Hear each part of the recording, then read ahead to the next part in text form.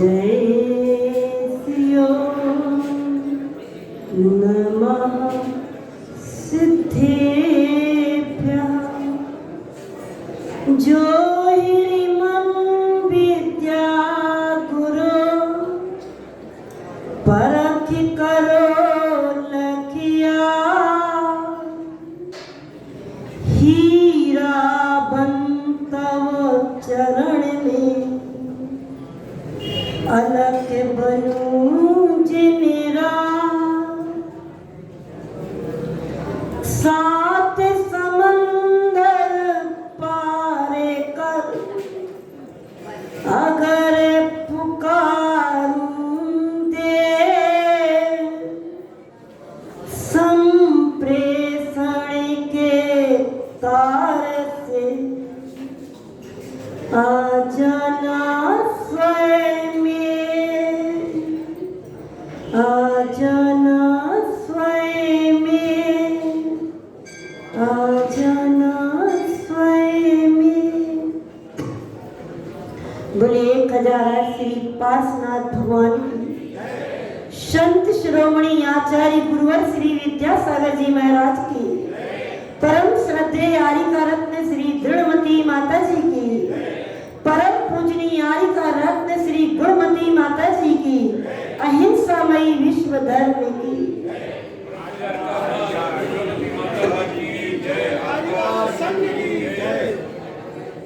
वैसे अभी यहाँ पर हम प्रवचन करने के लिए नहीं आए, बड़ी माता जी का सुनने के लिए आए थे। हुआ ये कि कल हमारा दीक्षा दिवस था, तो हमने सोचा कि चलो माता जी के पास चलते हैं। मन में तो भावना थी, लेकिन आपके समाज के अध्यक्ष जो अभी नए बने हैं, उनका फोन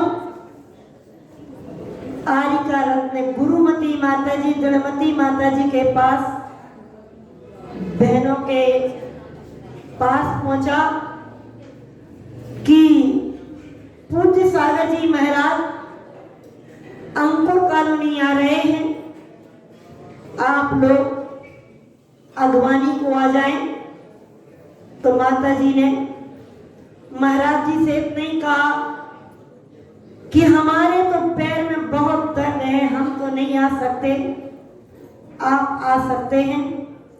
लेकिन महाराज ने कहा समय बहुत कम है, अंकुर कॉलोनी वालों का बड़ा पुण्य है, हम यहाँ तक तो फिर भी आ रहे हैं, आप आ जाइए। लेकिन बड़ी माता जी की बड़ी असीम कृपा कल परसों हमने देखी। उन्होंने कहा जिसको जाना हो जा सकते हैं। हमने कहा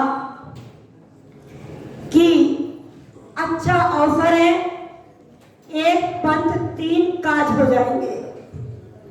हमने सोचा कि अंकुर कॉलोनी हम गर्मी में आए थे, माता जी जब यहाँ पर यहाँ की समाज ने विधान रचाया था, हम लोग उस विधान में शामिल हुए थे।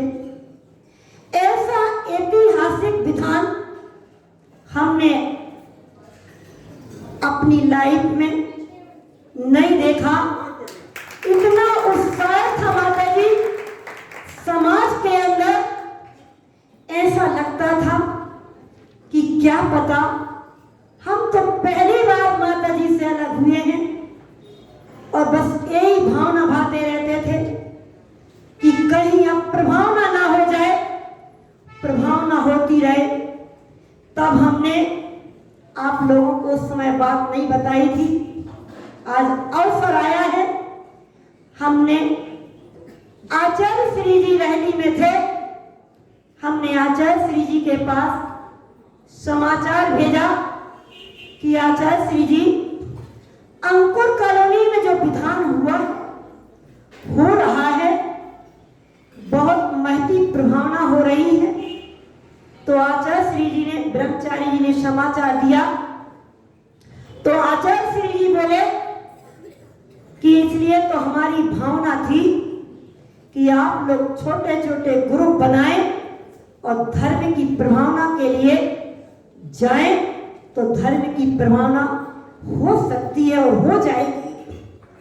ऐसे गुरुदेव के चरणों में दो पंक्तियां हैं कि धनुष की शोभा नहीं होती जो तीर न होते, और द्रौपदी की लाज लुट जाती जो चीर न होते। अहिंसा सत्य संयम का बाना हम धर नहीं पाते जो इस भूमि पर अवतरित विद्यासागर धीर न होते। हमने सोचा कि पौधा हम लगा के आ गए हैं, चिंता तो थी। एक पौधा, थोड़ा सा पानी हमने डाल दिया है, एक पौधा पल्लवित तो पुष्पित तो हो रहा है। लेकिन आपको मैंने बड़ी माता जी से जाके कहा कि माता जी जितना बना हम लोगों ने किया, अब हम चाहते हैं कि अंतर कॉलोनी वालों को एक चातुर्मास मिल जाए। तो चातुर्मास भी मिल गया। फिर हमने सोचा खेती के लिए फसल जब होती है तो थोड़ी ठंडी भी जरूरत हुआ करती है, क्योंकि पौधा यदि बरसात मिल जाए तो पौधा पल्लवित और पुष्पित अच्छे से हो जाता है। तो आपके लिए पुण्य के योग से माता जी का सानिध्य प्राप्त हो गया। उस समय तो हम माता जी के सामने, माता जी स्टेज पे भी नहीं आई थी, हम 4-5-6 दिन रुक के चले गए थे। लेकिन मेरे मन में एक भावना थी कि माता जी का दीक्षा दिवस मनाने के लिए भले हम आगे पीछे चले जाएंगे, लेकिन माता जी का दीक्षा दिवस तो हम नहीं मना पाए। लेकिन उनके सानिध्य में हमने, और महाराज पूज्य सागर महाराज के सानिध्य में हम अपना दीक्षा दिवस मनाने जरूर आ गए। मैंने सोचा कि इनकी आंखों में जो सद्भाव का चश्मा है, ये सब आचार्य विद्यासागर जी का करिश्मा है। वास्तव में माता जी की हमारे ऊपर बड़ी कृपा बरसती रहती है, क्योंकि जब हम आश्रम में आए थे तब माता जी भी आई थी। हम दोनों मित्रवत आश्रम में रहे। जब दीक्षा की बात चली तो कमला दीदी ने हमसे भी कहा चलो अपन आचार्य श्री को श्रीफल चढ़ाने चलते हैं। हम दोनों गए तो इनका तो सिलेक्शन हो गया, लेकिन हमारा नहीं हुआ। आचार्य श्री ने कहा अभी इनका स्वास्थ्य ठीक नहीं है।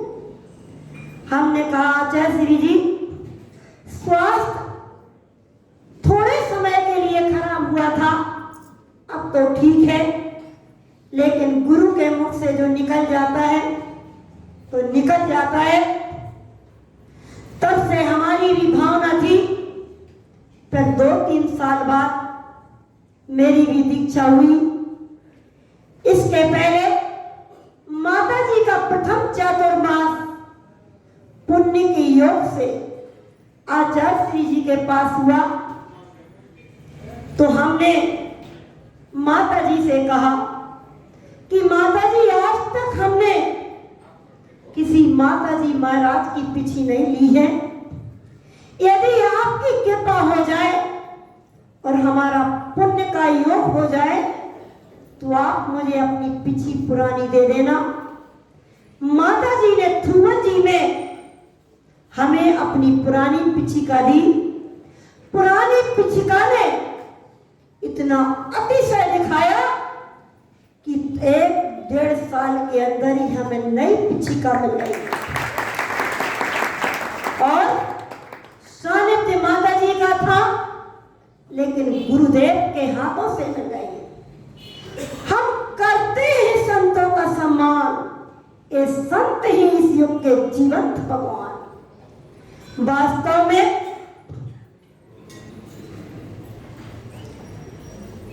कुछ पंक्तियां मुझे माता जी के लिए स्मरण में आ गई हैं कि लता मंगेशकर ने एक गीत गाया था, उसे राष्ट्रीय पुरस्कार मिला था। मीरा ने हृदय से गीत गाया था, उसे पुरस्कार और परमात्मा मिले थे।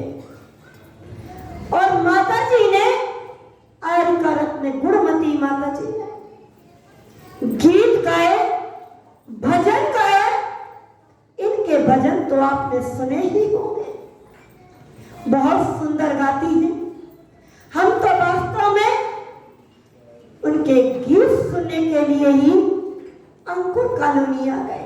हमने सोचा एक पंच 3 काज हो जाएंगे, महाराज की अगवानी हो जाएगी, माता जी से मिलन हो जाएगा और हमने बहुत दिन से आप लोगों से नहीं मिले हैं तो मिलना भी हो जाएगा।